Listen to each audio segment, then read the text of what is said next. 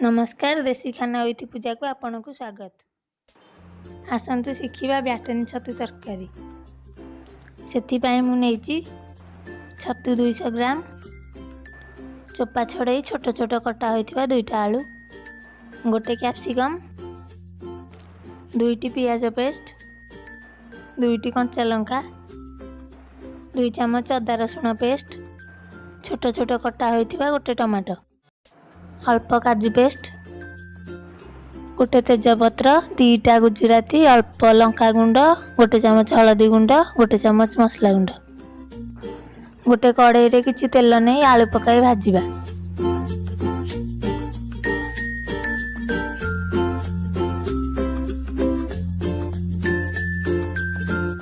एबे हमर आलू भाजी हो गलानी, ताकू गोटे प्लेट को काढी नबा।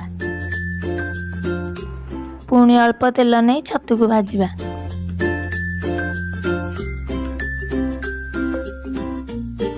छतु भाजिला बेले अल्प हलदी पकई दबा।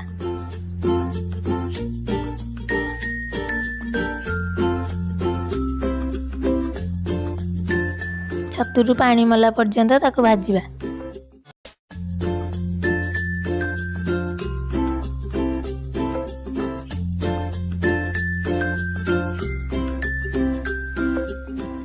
एबे छतु भाजी हो गलानी, ताकू गोटे प्लेट को काढी नबा।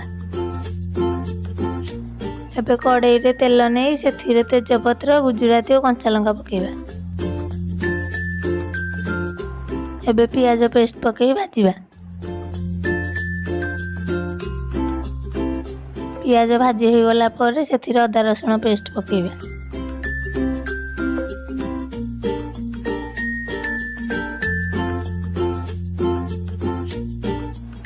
एबे टमाटो पकई भाजिबा। टमाटो भाजी हो गला पर सेथिरे कैप्सिकम पकाई भाजिबा। एबे सेथिरे लूण पकई दबा।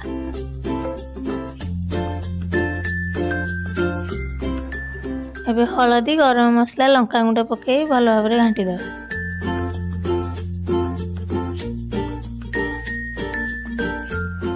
एबे काजू पेस्ट देई कसिबा। मसला रेडी हो गलानी, सेथिरे आलू छतु पकई कसेइबा।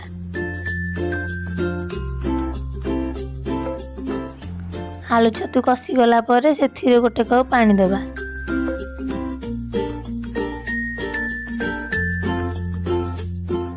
भल भाबरे फुटी गला पर ताऊ काढी नबा।